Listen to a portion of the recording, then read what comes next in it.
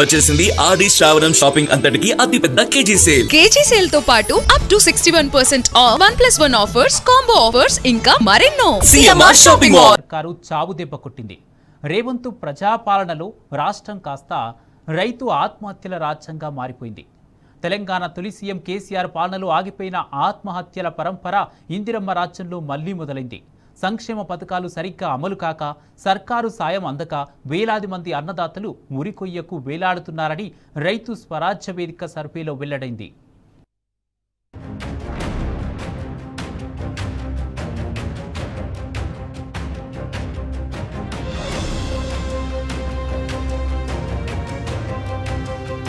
కాంగ్రెస్ సర్కారు ఏలుబడిలో తెలంగాణ రాష్ట్ర రైతు ఆత్మహత్యల రాజ్యంగా మారిపోయింది. 2.5 ఏళ్లుగా రాష్ట్రంలో అన్నదాతల మృత్యుఘోష మారుమోగుతోంది. రేవంత్ పాలనలో రైతు సంక్షేమం బంద్ అయింది. సర్కారు సాయం నిలిచిపోయింది. ఆడబిడ్డల పెన్నిండ్లు, పిల్లల చదువులకు అప్పులై శరణమయ్యాయి. కానీ గతంలో మాదిరిగా అప్పులు పుట్టడం లేదు. పంట నష్టం పరిహారం లేదు. రైతు భరోసా సక్రమంగా రాదు. పంటల కొనుగోలు చేసే దిక్కు లేదు. వెరసి రైతులు ఆర్థిక సమస్యల సుడిగుండంలో కొట్టుమిట్టాడుతున్నారు. ఆర్థిక ఇబ్బందులు భరించలేక, మరో గత్యంతరం లేక ఆత్మహత్యలే శరణ్యమంటున్నారు.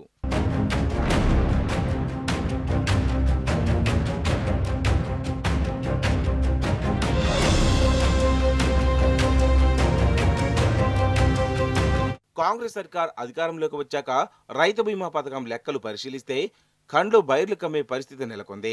రేవంత్ అధికార పీఠమెక్కిన నాటి నుంచి ఇప్పటి వరకు రాష్ట్రంలో ఏకంగా 69,880 మంది రైతులు వివిధ కారణాలతో మరణించినట్లు వ్యవసాయ శాఖ లెక్క తేల్చింది. 2023-24 సంవత్సరంలో 23,932 మంది రైతులు మరణించగా, 2024లో 25,861 మంది, 2025-26లో ఇప్పటి వరకు 20,087 మంది రైతులు మరణించారు. 2023-24తో పోలిస్తే 2024-25లో 1,929 మంది రైతులు ఎక్కువగా చనిపోవడం గమనార్హం.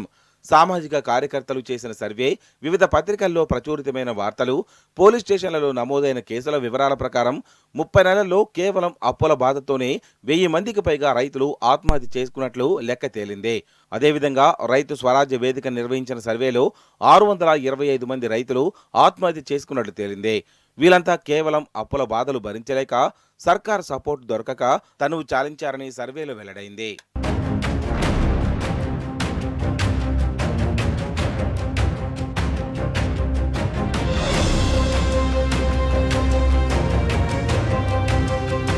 కాంగ్రెస్ సర్కారు హయాంలో రైతుల ఆత్మహత్యలపై రైతు స్వరాజ్య వేదిక ప్రత్యేకంగా సర్వే నిర్వహించింది.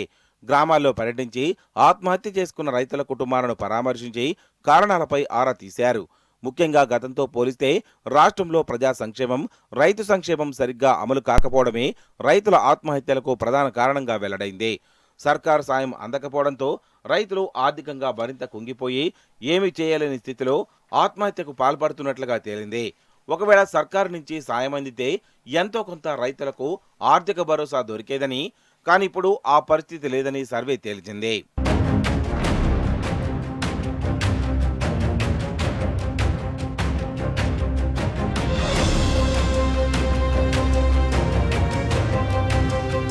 బీఆర్ఎస్ హయాంలో రైతు బంధు క్రమం తప్పకుండా రైతుల ఖాతాల్లో జమ అయ్యేవి.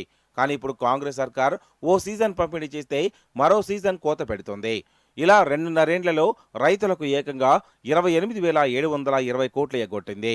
దీంతో పాటు సన్నవడ్లకు బోనస్ కింద ఇప్పటి వరకు 2 సీజన్లలో కలిపి సుమారు 2,000 కోట్లు ఎగ్గొట్టింది. పంటలు సకాలంలో కొనుగోలు చేసి పైసలు చెల్లించకపోవడం కూడా రైతులకు ఇబ్బందిగా మారిందనే అభిప్రాయం వెల్లడైంది. వీటితో పాటు ఫీజు రియంబర్స్మెంట్ బకాయిలు సర్కారు విడుదల చేయకపోవడంతో రైతులు అప్పులు తెచ్చి మరీ బిడ్డల కాలేజీల ఫీజులు చెల్లించారు. తీరా తిరిగి చెల్లించలేక ఇబ్బందులు పడుతున్నారు. అదేవిధంగా కేసీఆర్ హయాంలో బీసీ బంధు, దళిత బంధు, యువతకు రుణాలు, ఇలా పలు పథకాలతో ఆయా వర్గాల్లో కొంతమందికైనా ఆర్థిక భరోసా దక్కి ఇబ్బందులు తొలగాయని తేలింది.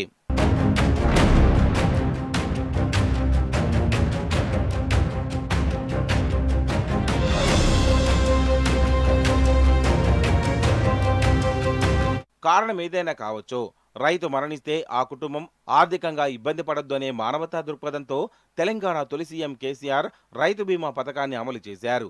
ఈ పథకంలో భాగంగా 18 ఏళ్ల నుంచి 58 ఏళ్ల వయసు ఉండి గుంట భూమి ఉన్నా సరే ఈ పథకాన్ని వర్తింపజేశారు. అన్నదాత అకాల మరణం చెందితే అతని కుటుంబానికి 5 లక్షల పరిహారం అందించేలా చర్యలు తీసుకున్నారు. రైతు కుటుంబాలకు ఆర్థికంగా అండగా నిలిచిన ఇలాంటి గొప్ప పథకాన్ని సైతం కాంగ్రెస్ సర్కార్ రద్దు చేయాలని నిర్ణయించింది. ఈ ఆగస్టుతో రైతు బీమా పథకం రద్దు కానుంది. ఆగస్టు తర్వాత ఈ పథకాన్ని ఇందిరమ్మ కుటుంబ బీమాలో కలపాలని నిర్ణయించింది. అయితే రైతు బీమాతో పోలిస్తే ఇందిరమ్మ కుటుంబ బీమా పథకంతో రైతులకు ఒరిగిందేమీ ఉండదనే అభిప్రాయాలు వ్యక్తమవుతున్నాయి. రైతుల ఆత్మహత్యలు ఆగాలంటే కాంగ్రెస్ ప్రభుత్వం ఇచ్చిన హామీలు, సంక్షేమ పథకాలు తక్షణమే అమలు చేయాలని రైతు స్వరాజ్ వేదిక డిమాండ్ చేస్తోంది.